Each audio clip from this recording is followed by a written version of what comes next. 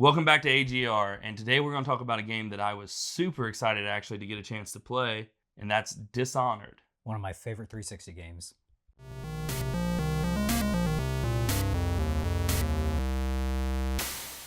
So seriously, one of your favorite 360 games? Yeah, one of my favorite 360 games ever. Well, tell me a little bit about it. All right, so Dishonored is a 2012 immersive sim.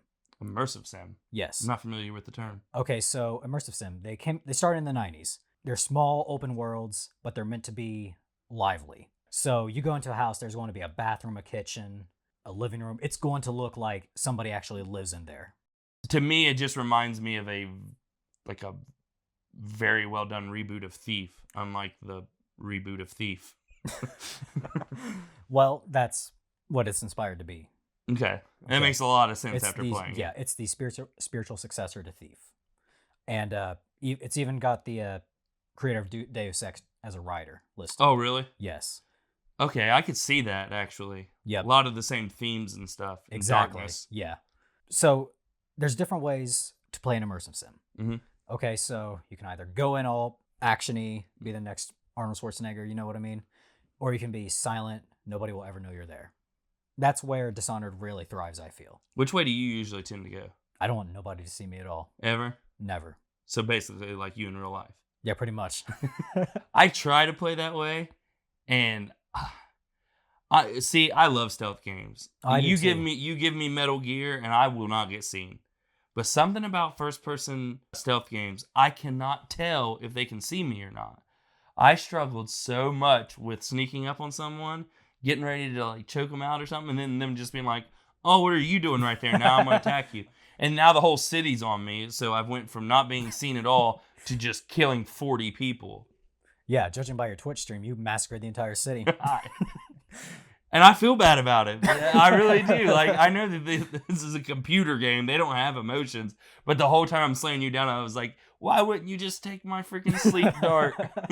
Well, I think that's what immersive sims strive to do. You want to feel bad when you kill somebody. Mm-hmm. Gameplay, atmosphere, graphics, all that, I think they did a really good job. It's solid. And I know this is a 2012 game, and when you say this is a 2012 game, that doesn't feel that old, especially when we review regular Nintendo games on here, right, on this channel. But that's 8 years ago, and it did not feel like I was playing an 8-year-old game. It doesn't. This game has aged fantastic, and part of that is the genre is still being done the exact same way today. Yeah, nothing has changed. It really hasn't. And I can't even say that the graphics have changed because the art style, it's like this it looks oily... like an oil painting. Almost. Yeah, it does. It's beautiful. It's almost a mix between like Wind Waker and an oil painting. Yeah, I can see that. And that's aged very well. I mean, it's not the most beautiful thing in the world, but it's not ugly. It's still pretty to look at. One of the biggest things for this game, I mean, other than gameplay, which we'll talk about or have talked about at this point, I don't know, we kind of go out of order sometimes. Yeah. Atmosphere. Tell me a little bit about the atmosphere of this. And this will go along with the story, I think. Yeah. So as soon as you boot up the game, you're in a boat and you hear people talking about this rat plague. Mm-hmm. I think that really sets up the atmosphere. Everybody's dying. It's just a dark and dreary place. Yeah. And you play as this, I don't know, what is he to the queen? He's like the queen. He's the royal protector. The royal protector. And you've been away for 6 months or something trying to find a cure to this plague. Mm-hmm. So you basically, you're Corvo, stepping off the boat. You've been gone for 6 months. You're going to go see the queen to tell her that I assume that you did not find a cure. Yeah, you did not find the cure. And you walk up and she gets murdered right in front of you. Yep. And they take the princess, this little girl, and blame you for it, basically. Yep. So hence, Dishonored. Perfect. Anyway, it's like, oh, I've been in town for 3 minutes and I've just got blamed for the queen's murder. Your typical story. Empress. Excuse me. Disrespecting royalty over here. Basically, the story is you end up in jail for the wrongly accused murdering of the Empress. Yeah. You get a package while you're in jail, and it has a key to your cell.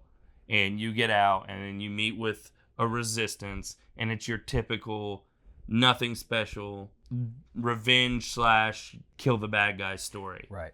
Well, in my opinion, the characters and the world make the game. The story is very simple. I agree to a point. I think the little girl is terrible. Like, she was not believable at all. Yeah, I was about to say, I feel like the voice actor is not into it. Yeah, Something's not right. I remember I rescued her, and she's like, Corvo, is that you? First off, I got a mask on, so how does she know? Secondly, she's like, I thought they killed you when they killed Mommy. And I'm like, aren't you upset when you say that? I'm pretty sure she's well known. It's Chloe Grace Moretz. I don't know who that is, but she did a terrible job, for real. Yeah. Like, I don't know. I didn't believe her at all. I didn't either. Because she looks like she's 6, but she sounds like a grown woman because Chloe is a grown woman. Yeah. And it's like, this is throwing me off. It was more the emotion for me. Like, there was, like, no emotion. Like, her mom's dead. She's just like, oh, I thought they killed you when they killed my mom. Like, I could have said that, actually, and I probably would have taken less money. Normally, I mean, it just depends. A game like this, normally, I'm not playing for the story. I wanted to care about this story. Like, it was one of the reasons I wanted to play. I was trying to see where it was going and stuff, but I don't know. I haven't actually finished the game, so it could get better. But where I'm at in the game, I've not been impressed by the story. Okay. I will say keep playing the game. Okay, it gets better? It does get a bit better. But like I said, I think the characters and the atmosphere of the world is the main drawing point. The atmosphere is great. The darkness, the rat plague, all of that, and you're trying to sneak through the city where it's already chaos. And not to mention, we haven't brought up the fact that with gameplay, if you take more of a action-y role instead of a stealth role, it all gets worse. The more people you kill, the more guards and stuff that'll be on the streets, the more rats that'll be on the street, the more plague that'll be around. Yep. And that's actually a really cool system. I'm assuming your world is probably just flooded with rats at this point. It is, and I hate that that's how I'm not trying to play that way. Even with it being flooded already, I'm still trying to stealth, but it just makes it that much more hard. Like, it's so hard. It's so hard. You take a step and there's just rats nibbling at your feet. Yeah, I can't go 5 feet without rats, so I'm like, and the only way to, like, successfully get rid of them where I'm at is to, like, toss a grenade in their big horde, and then you do that, and everyone's running like, what's that noise? It was a grenade, idiot. You just heard one when I blew up the other rats. What was that over there? Something I want to bring up, Immersive Sims, you're supposed to play your own way. Mm-hmm. I feel like if you're just wanting to do non-lethal takedowns, you're very limited to just your crossbow or just choking them. Specifically, sleep dart crossbows. Crossbows. And they're expensive. Yes. And really, there's nothing else to do it non-lethally. And that really sucks. That's the problem that I ran into was if you do alert one guard, you can no longer take them out non-lethally because they're all swarming you. What am I going to do? It won't let you choke out people who are alert. Yeah. And so I wish you had a baton or something instead. Like you could switch out the sword for a baton or something like that. And I do understand because the game wants you to play like you're never supposed to be seen. You're supposed to go in without being seen, take out your target, and run back. You're not supposed to be taking people out. But at the same time, I do wish that they expanded upon that more. Another thing about this game, and a lot of games really, that have like these choice systems, do I want to attack or do I want to stealth? You have multiple options to go about. Every mission is basically to assassinate someone. And by assassinate, you can kill them, or you can, it gives a specific term. Nullify or I think it's silence. It's I can't remember, but yeah, it's something like that. But basically, you get rid of them. They don't die; they just end up doing something else. Yep. But it's always a specific thing. You basically only have 2 options. You can either go sneak in and kill them, or go and talk to another NPC that will give you the means to take them out non-lethally. That bothers me for some reason. Really? I think that's where the game thrives because you're always non-lethally taking them out in creative ways. You can take out the High Overseer by branding him as a heretic. And to me, I think that's worse than death for what he's supposed to be. Yeah, but like it's creative, but it's creative in a way that the game is made creative. It's not you being creative. They've told you, hey, you could either kill them or you can make him a heretic. The game didn't like say like take Hitman as an example. Hitman, you can take out an enemy any way you can think of to take out an enemy. Okay. There may be 50 ways. In Dishonored, there's 2. You kill them or you do the other option. Yeah, okay, I will agree with you on that. That's what bothers me. It's not that there's options. I love that there's options, but there's only 2 options. Right. I wish I could figure out a non-lethal way. Okay, yeah, I can see that. And to be honest, now that you mention that, I do wish it did that. Another thing I would want to bring up is the level design. I thought the level design was pretty damn good. I'll agree. The level design is, especially when you have to incorporate things like blink and stuff, which we haven't talked about the abilities, and we should. But blink is the ability to, especially when you upgrade it, you can just hop. It does what it says. It's like a teleportation. Mm-hmm. You can just hop around to anywhere you can see, really. You've got dark vision. Dark vision, where you can see through walls, and when you upgrade it, you can also see items and where enemies are looking, which is super helpful. I use that all the time. Yeah, but it makes it so easy, though. Not easy enough. I'm still killing everyone on accident. Bend time, which is like the ultimate easy thing. Mm-hmm. Level 1 slows down time. Level 2 stops time. You can literally stop time, pull out a gun, shoot everyone in the room, then start time again, and they're all dead. But the problem I have with the upgrade abilities, there's only like 3 that leans itself towards stealth, and the rest are all just straight chaos upgrades. There's not even a point to get the upgrade abilities, because if you're trying to do a stealth run, you don't need half of the upgrades. Exactly, and maybe that's why I just haven't touched any of them.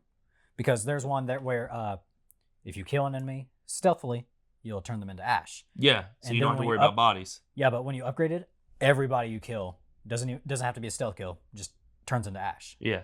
And that just takes it away from me personally. Yeah. A lot of the abilities I feel like were A, overpowered, and B, just not needed. They were just too much. As someone who's never played this game before, mm-hmm. What do you say about it? I say it's a mixed bag. No, fuck this. I was really looking forward to playing this game. It's been on my list, my backlog to play for a very long time. So when you said, "Hey, we should review Dishonored," I was like, "Hell yeah, let's do that." I've never played it. I want to play it. I wasn't disappointed. It's a really good game, but it left something to be desired for me. There was a few different just things that bugged me, and it's hard to put a hand on. There were a few times that I know I was still in stealth and got seen, and that just aggravated me. And I don't know if it's just my ability as a player or what, but I think if you like stealth games, you should play this game. It's a good game. I'm not saying it's a bad game by any means. Atmosphere is amazing. Music is actually pretty good. It really is. Some of the characters are more believable than others. Some of them do a really good job. Because I found myself liking some characters. And Corvo himself, I'm not a big fan of silent protagonists. Well, in Dishonored 2, they gave him a voice. Oh, okay. Well, in Dishonored 1, I just feel like he's just, I don't know, along for the ride. I can kind of see that, especially because they gave him a kind of a well-known voice actor in Dishonored 2. Oh, really? So going back to playing Dishonored 1, you want to hear that voice again. Oh. Well, basically, if I had to just sum it up, if you like stealth games, if you like first-person action games, because this can be either one. This could just be an action game if you want it to be. If you're Zach. Well, to be honest, the action part is crisp as hell. It really is. If you wanted this just to be an action game, the action part is freaking really crisp. You can go through guns and crossbows blazing and just have a good time. And that's what really matters when you're playing a game. So that is true. I think if you think you would like this game, you will like this game. So you should play it. If you don't think you would like this game, it's not for you. To be honest, I think that summed it up perfectly. It might be for you. It might not be for you. Mm-hmm. That's a very passive way of... Should the people buy it or not? Tell them, Mason. Tell them. All right, fine. Buy it just to support the developers. That's... In your opinion, what do you think? Do you think that is this game a great game? Yes. Like I said, this is one of my personal favorites of the 360 generation. And if you're a fan of stealth games, like you said, play it. Do you think it's a must-play game? If you're into stealth games. Okay. Yes. If it's your genre, then yeah. Yeah. If it's your thing, yes, you got to play it. I would say on a scale of 0 to 10, this is an above average. Fair enough.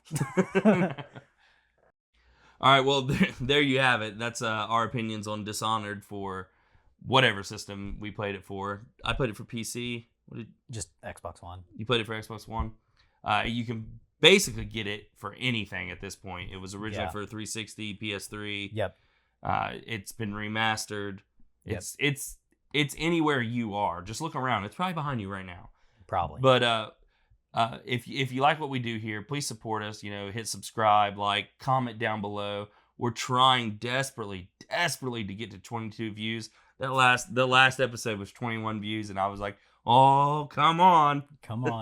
You can do it. You can do it. So I watched it again with my account. And anyway, we'll leave some links down below. You can follow us on Twitch. If you want to watch him kill everybody in Dishonored. I usually stream whatever we're about to review on Twitch, and he streams what we're about to review kind of on Mixer. Sometimes some other random stuff I got on there yesterday, and you were just running from the cops on GTA, but whatever.